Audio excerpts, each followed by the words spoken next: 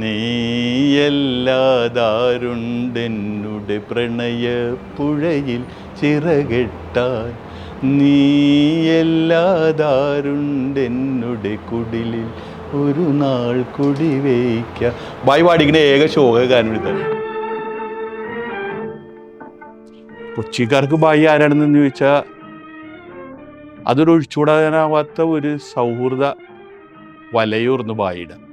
നീയല്ലാതാരുണ്ടെന്നുടെ പ്രണയപ്പുഴയിൽ ചിറകെട്ടാൻ, നീയല്ലാതാരുണ്ടെന്നുടെ കുടിലിൽ ഒരു നാൾ കുടിവയ്ക്കാൻ. മെഹബൂബ് എന്ന് നമ്മൾ ആരും വിളിച്ചിട്ടില്ല, സത്യം പറഞ്ഞ ആരും വിളിക്കാറുമില്ല. അത് ഈ ബായി നമ്മൾ കേട്ടു വളർന്ന ഒരു പേര് ബായി തന്നെയാണ്. ബായി ബായി ബായി എന്ന് പറഞ്ഞാൽ മെഹബൂബയ്യാണ്. ഒരു ഫ്രണ്ട്ഷിപ്പ്, ഒരു ജനകീയ ഗായകൻ നമ്മളൊക്കെ പറയണത് അതിൻ്റെ ഒരു ഉത്തമ ഉദാഹരണമാണ്. ഇപ്പം നിങ്ങളെ വീട്ടിൽ കല്യാണം ഉണ്ടെങ്കിൽ കുട്ടി കല്യാണം ഉണ്ടല്ലേ, ബായി വന്ന് പാടിയിരിക്കും. ബായിനെ ഏൽപ്പിക്കണമെന്നില്ല ഈ പരിപാടി. എന്നാൽ ഈ മനുഷ്യൻ്റെ കയ്യിൽ 10 പൈസ ഞാൻ ഇതുവരെ കണ്ടിട്ടില്ല. കാലിയടിച്ചൊരു വയറാണ്, കണ്ടേടത്ത് നടപ്പാണ്, തൊള്ള പൊളിക്കണ പേഴ്സേ നിന്നുടെ പള്ളയൊഴിഞ്ഞു കിടപ്പാണ്, നയാ പൈസയില്ല കയ്യിലൊരു നയാ പൈസയില്ല, നഞ്ച് വാങ്ങി തിന്നാൻ പോലും നയാ പൈസയില്ല. എൻ്റെ മനസ്സിലേക്ക് എപ്പോഴും ഈ പാട്ട് ഓടി വരുള്ളൂ. എന്ന് വെച്ചാൽ ഈ കോമഡി ആണെങ്കിലും അതിൽ ഭയങ്കര ദുഃഖ സത്യങ്ങളുള്ളതല്ലേ.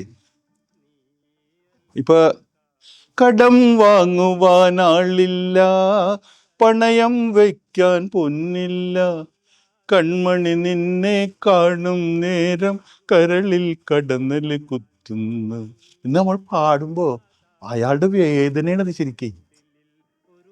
പക്ഷെ അതൊരു കോമഡി പാട്ടായിട്ട് ആണ് സിനിമയില്. അതാണ് ഞാൻ പറഞ്ഞ ആ പടത്തിൽ തന്നെ നീയല്ലാതെ എന്നോട് ആ പാടിയിരിക്കുന്ന ഒരു ഷോ അതേ ഉള്ളൂ ഈ കാലഘട്ടത്തിന്റെ ഉള്ളില്. അപ്പൊ ബായി ആദ്യമായിട്ട് കാത്തു സൂക്ഷിച്ചൊരു കസ്തൂരി മാമ്പഴം എന്ന് പറഞ്ഞ പാട്ടാണ് കോമഡി ആയിട്ട് ആദ്യം പാടുന്നത്. പക്ഷെ അത് തന്നെ നമ്മൾ കോമഡി അല്ലാതെ ആ പാട്ട് കേട്ടാ അതാണ് മലയാളത്തിലെ ആദ്യത്തെ ഖവാലി. കാത്തു സൂക്ഷിച്ചൊരു കസ്തൂരി മാമ്പഴം, ഇത് ബായിയുടെ അല്ലാതെ പാടാൻ പറ്റില്ല എന്ന് പി ഭാസ്കരൻ നിർബന്ധിച്ചിട്ട് ബായി പാടിയ പാട്ടാണ്. ബായിയുടെ ഉമ്മ നന്നായിട്ട് പാടുമായിരുന്നു. ബായിക്ക് അതിൽ നിന്ന് കിട്ടിയതാണ് സംഗീതം. അപ്പൊ ബായിയുടെ ജോലി എന്തായിരുന്നു വെച്ചാൽ, നമ്മൾ പട്ടാളം എന്ന് വിളിക്കുന്ന ഒരു സ്ഥലമുണ്ട്, പട്ടാളക്കാർ ആ ക്യാമ്പിൽ ഉണ്ടായിരുന്നു. ഈ ബായിക്ക് അവിടെ ക്യാമ്പിൽ എന്തെങ്കിലുമൊക്കെ മേടിച്ചു കൊടുക്കല്, കൊണ്ടു കൊടുക്കല്, പാകിസ്ഥാനിൽ നിന്നുള്ള അല്ലെങ്കിൽ പെഷവാർ ആ ഭാഗത്തു നിന്നൊക്കെ ഉള്ള പത്താൻകോട്ട് അങ്ങനെയുള്ള ഒക്കെ ആൾക്കാരുണ്ടായിരുന്നു അവിടെ. അവരിൽ നിന്നാണ് ബായിക്ക് ഈ സംഗീതത്തിന്റെ ഇത് കിട്ടുന്നത്. പാടി ഇങ്ങനെ പറഞ്ഞിട്ടുണ്ട്. കുറച്ചു പേരെ നാട്ടുകാരുള്ളൂ, അവിടുത്തെ ലേബേഴ്സ് മാത്രം, കുറച്ച് പണിക്കാർ മാത്രം. അപ്പോൾ ഈ ഭൂരിഭാഗം ഫോറിനേഴ്സാണ്, ബ്രിട്ടീഷുകാരാണ്, അവർ ഫാമിലി.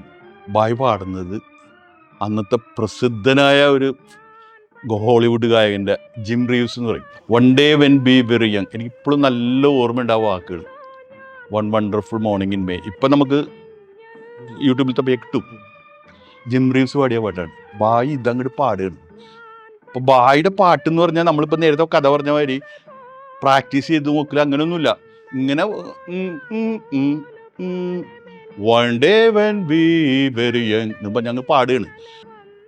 അക്ഷരാർത്ഥത്തിൽ ഞെട്ടിച്ച് കളഞ്ഞ എല്ലാവരും. അവർ എണീറ്റ് നിന്ന് കൈയടിക്കുകയാണ് ഈ പാട്ട് കഴിഞ്ഞപ്പോൾ. നിത്യം നിത്യം കത്തെഴുതാൻ നീ